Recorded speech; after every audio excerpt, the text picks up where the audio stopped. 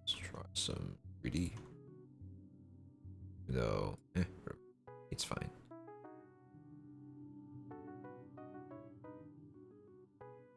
Something to do by going plus or hit Control H while you node, search for mesh instance and add Mesh instance 3. mesh instance 3D. And here goes slices with some primitive meshes that we can use. I'm going to choose a new box mesh, and we can of course order this box by holding down middle mouse and using shift middle mesh, and we can of course order this box by holding down middle mouse and using shift Books.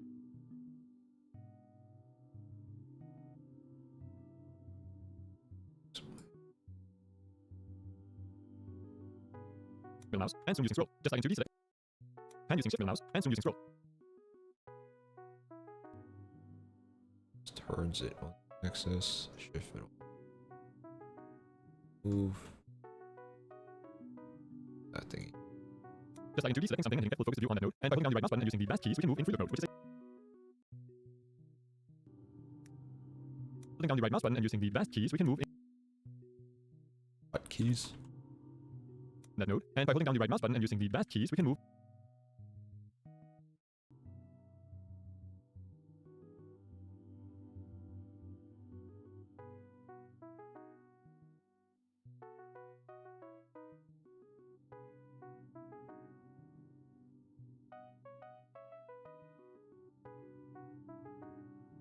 in free look mode, which is a very nice way to move around.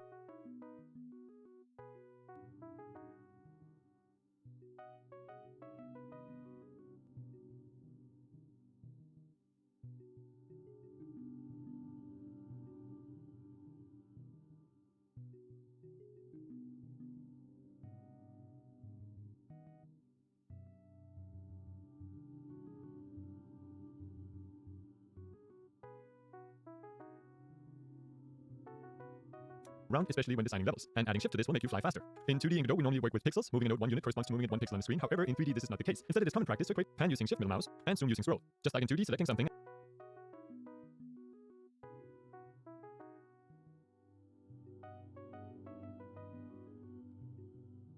and hitting F will focus the view on that node, and by holding down the right mouse button and using the bash keys, we can move in free look mode, which is a very nice way to move. What is? And using the bash keys, we can move in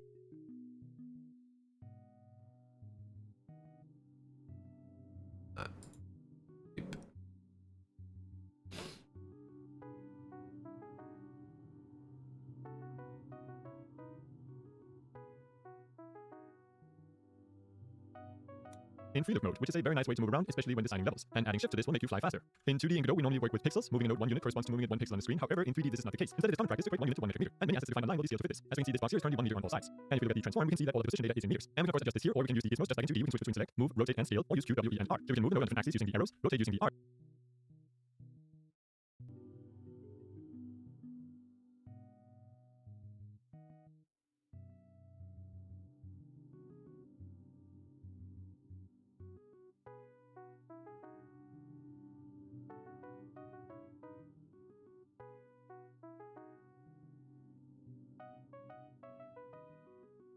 UW.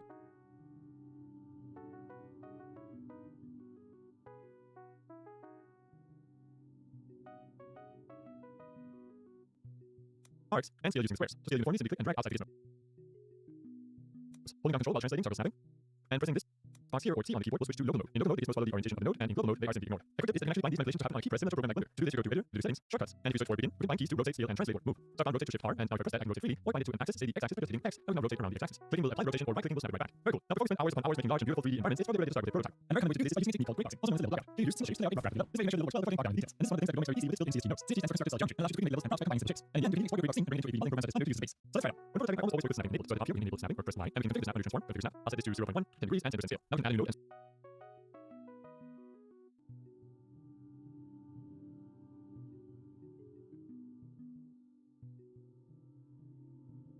configure the snap under transform, configure snap.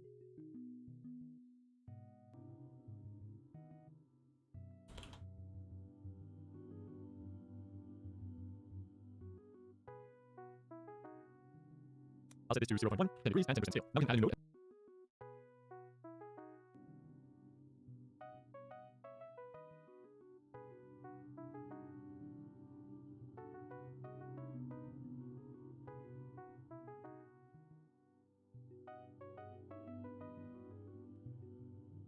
And search for CSG. And as you can see, there are different ones in here.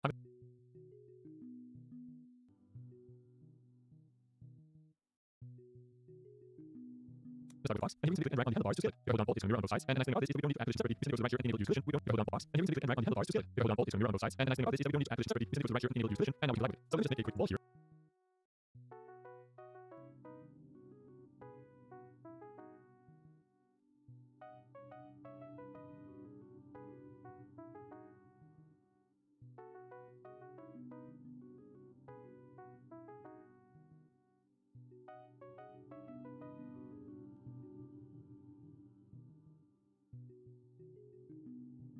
Here. And let's say we want to add a window to this wall. In this case, we can use subtract bending. So on the CSG box, I'll add a new CSG. And this time, make it a cylinder. I'll position this where I want the window. Now make sure that it sticks out on both sides of the wall. Then to subtract this from our box, we can change the duration from union to subtraction. And as you can see, we have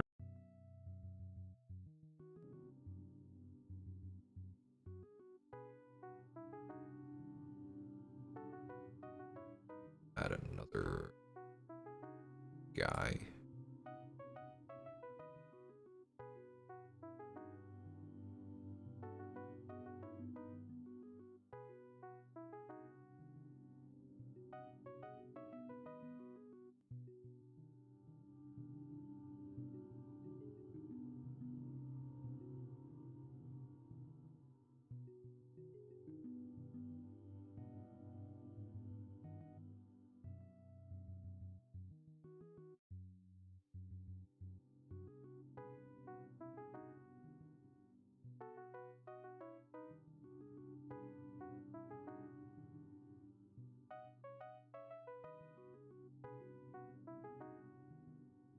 The wall.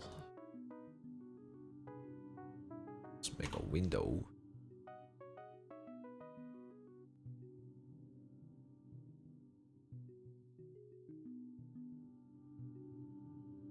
The window.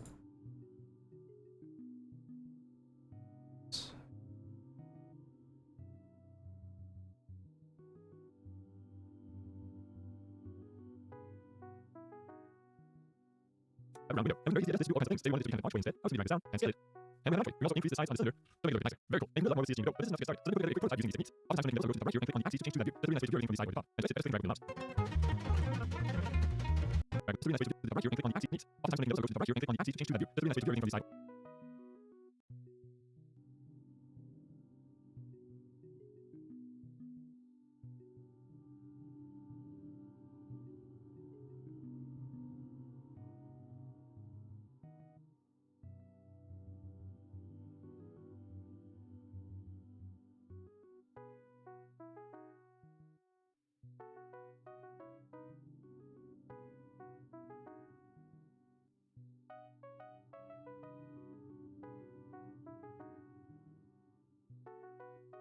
I go to the top. And just drag with the mouse. Sometimes I'll use CSG combiner plus CSG combiner. This combine all child CSGs into one. So for static geometry like these rooms, for example, I can configure everything and put it under this one CSG combiner. Just remember to use collision on that node since everything is now one. And so I wrote out these two rooms, and I intentionally let them pretty blank. At this point, I'm starting to get how this thing might do in my head, but the good works, I concentrate on just getting the rows out. I also know that I'm going to use title assets as well, so I start to symbol 90 degree angles. Feel free to add phrases with the type that you like, or exclude completely, not all directly great. Not to mention that self-wise system architecture, but sometimes you want to work with more organic environments, such as flash scenes. Here's how to use the tool that allows you to scope and paint range suited needs. You don't have to build a solution for this, but I can send potential string 3D, basically you can go to tool for range go. Currently, it's a really fine request, but it's not going to then notice that computer. Alright, so to play our game, we need to add the camera, so it's animate node, camera, and set camera PD. And then move over so they can see our and rotate down. Remember, we always video by setting this toggle. Cool, so the camera has to do a and if you now click to play or press F5, it will access setting scene, current. And that looks another exciting, even very fast. Let's press 5, we'll go to save videos and environment and see never running game. In fact, we can start the videos and environment using these buttons here. And if you expand the settings set this direction. And we also add the range, so set it at and also add environment. As you can see,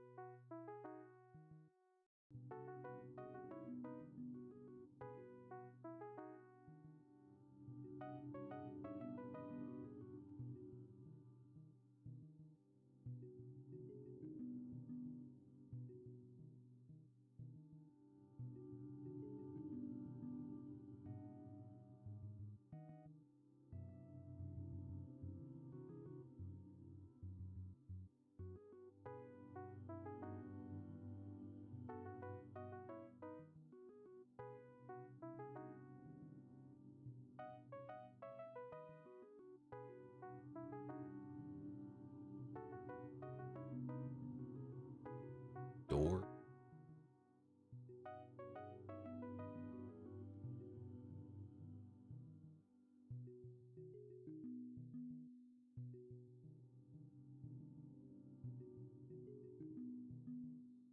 this is two nodes, stage like this are sun, and environment. This is now rotate.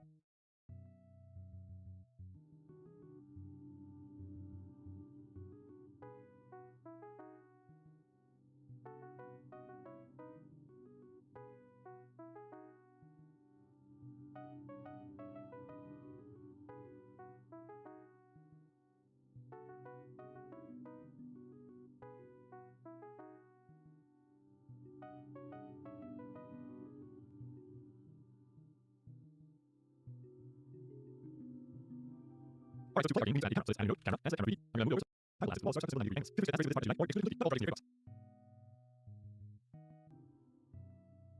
You moving?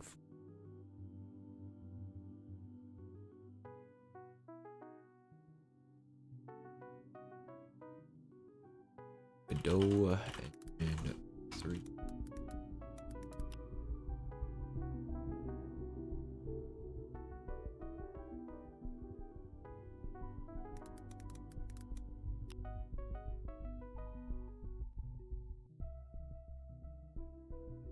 Shift.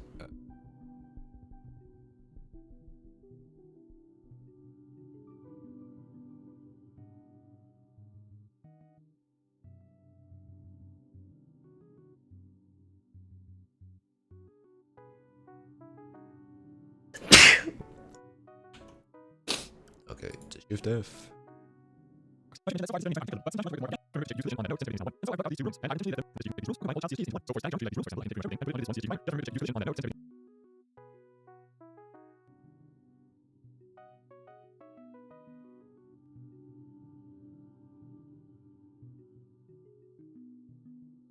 And so I wrote out these two rooms, and I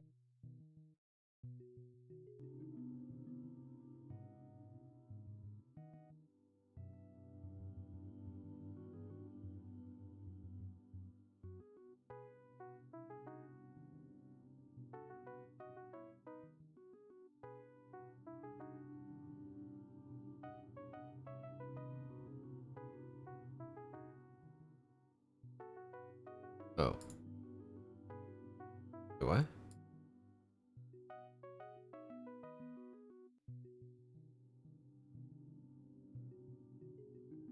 decide what top. And this is better than mouse. Sometimes I'll use CSG combiner, so it's plus CSG combiner. This combine all child CSGs into one. Everything and put it under this one CSG combiner. Just remember to check use collision on that node since everything is now one. And so I wrote out these two rooms, and I intentionally let them pretty blank. At this point, I'm starting to get how this thing might do in my head, but the good works, I concentrate on just getting the rows out. I also know that I'm using title assets as well, so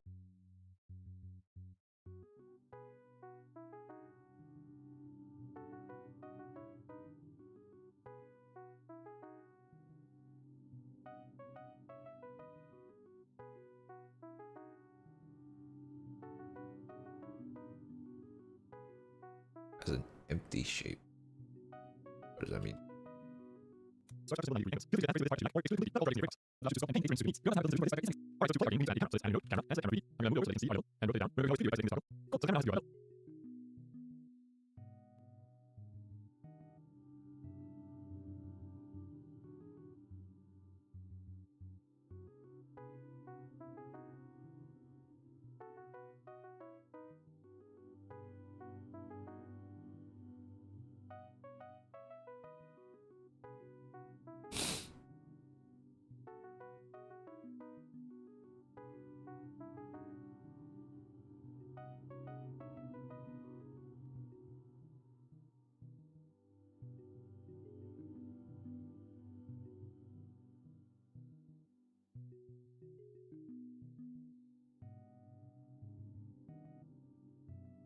And if you now click to play or press F5, it will access the same. Do it by selecting this toggle.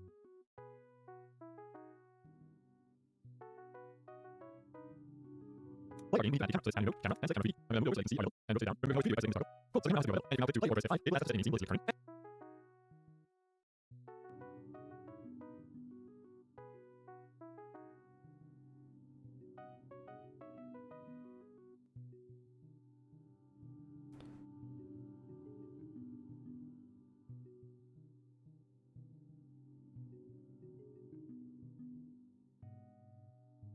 And by the looks on the very side, in the box, this is why I'll go to the and emergency to running game. If I can start the views on the here. And if you find the just setting this direction. And also add direction just and also add emergency. And these are two notes, like this are and the this is rotate to the and the these are two notes, and also add emergency.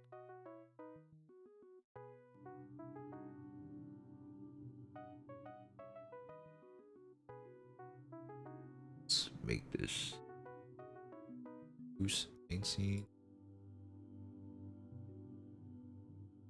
Link. Add the world.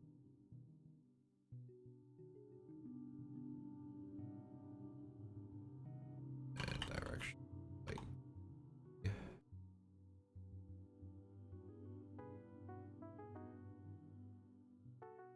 And these are two notes, like this are and the something I'll rotate to the and the are there.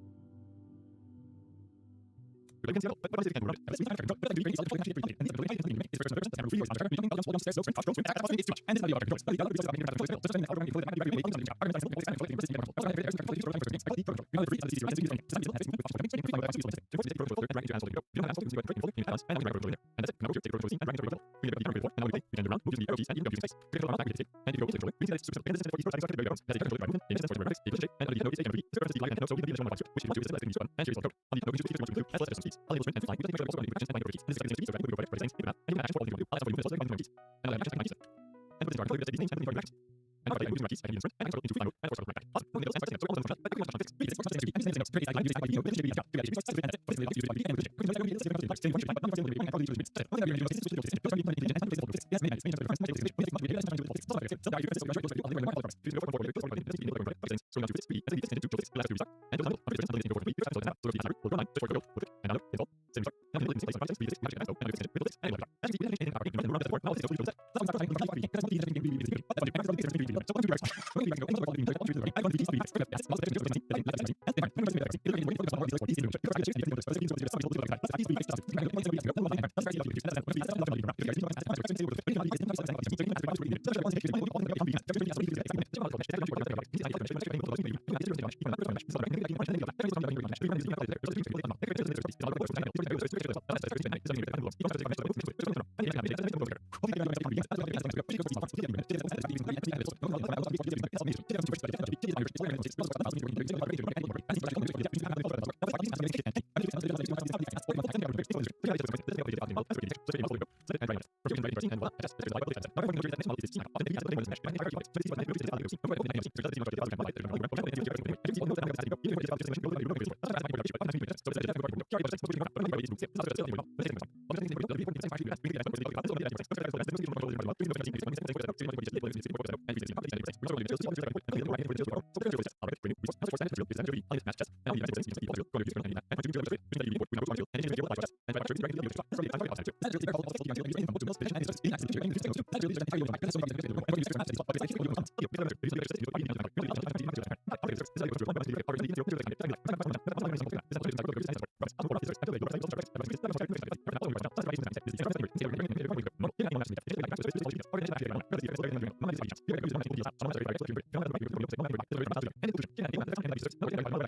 and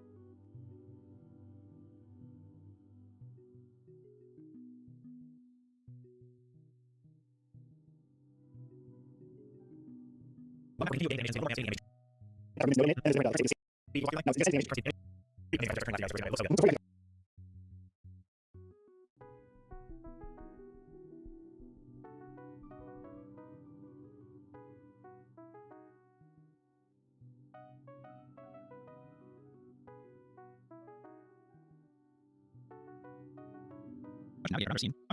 Now, the idea in 3D is there's kind of a point that we rotate around. So if I just rotate around a point, you'll see there's kind of a point where we're rotating around. And when I hold shift and I move, that point moves. Well, object here, we're going to call it cooperate, create, combine. It's 2D stuff. Let's go ahead and these are important property. We can go into one of these, let's say take a project.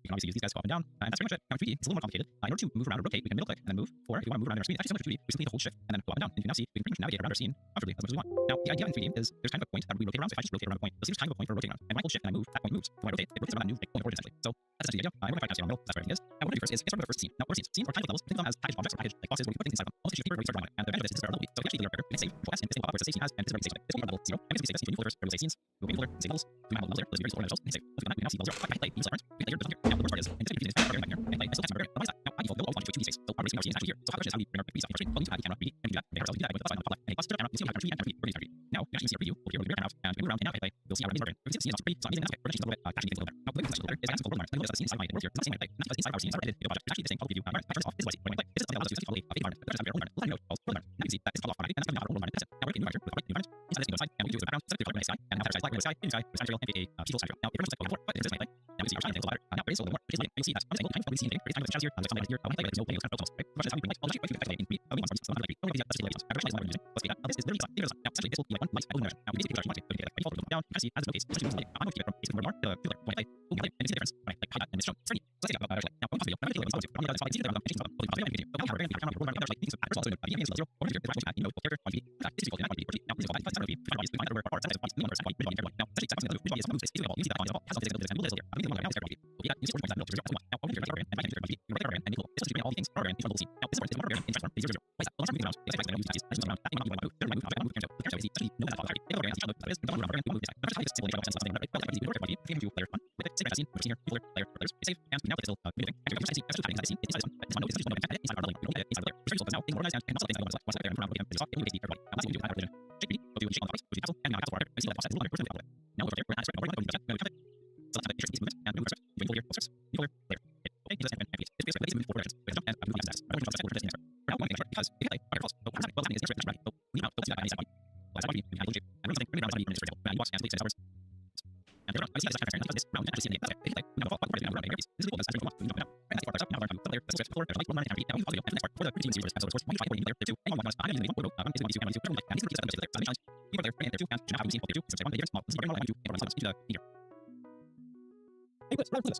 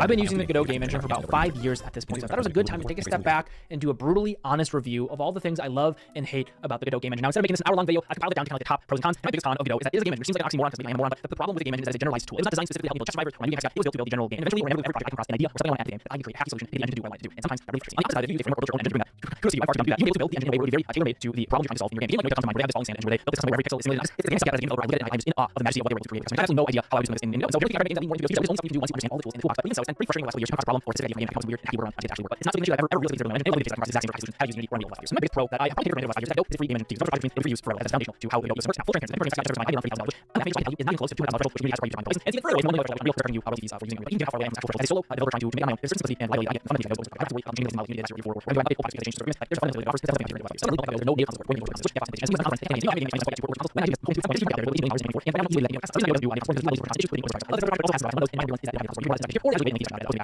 Actually, I think I'm going to solve this problem. I do this. I'm not going to actually work with switch actually with build. I'm going to go to the software that turns into using up using these and you for ideas and you roll 2000 here to people I was not I got going free but I anymore. Watching I was not for exists. Everything from I've seen that work house actually you're really more than you're either going to be you're just actually take it to the back for 5 years for now it's for the out there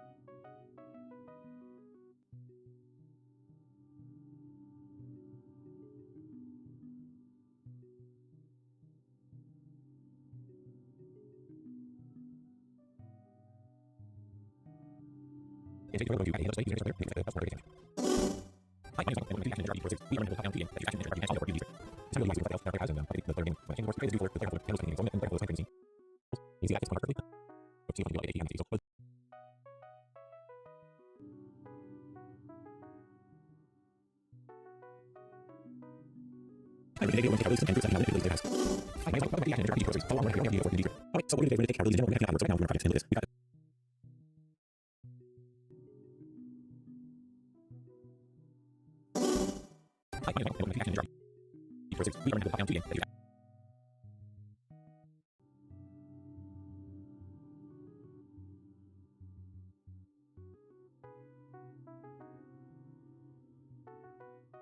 Hey guys.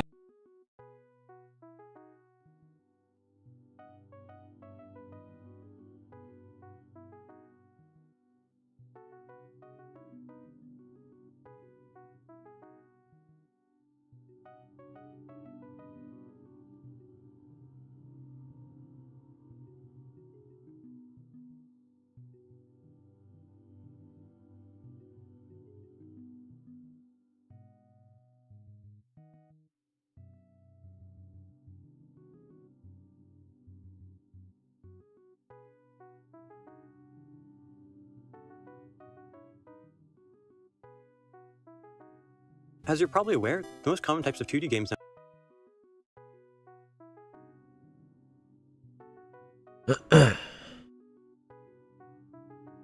nowadays are either top-down or side-scrollers.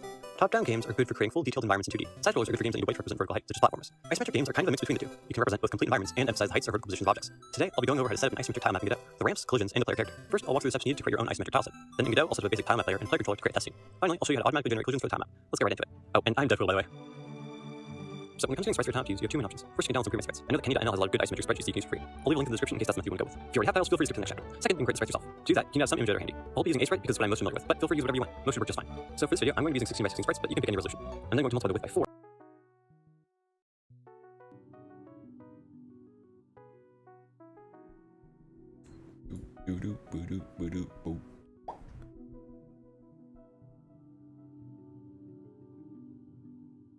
Isometrics. Wahoo!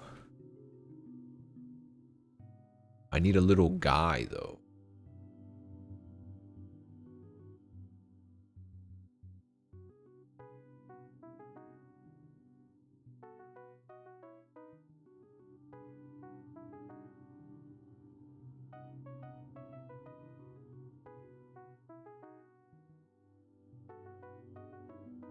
We'll stop for now. For now.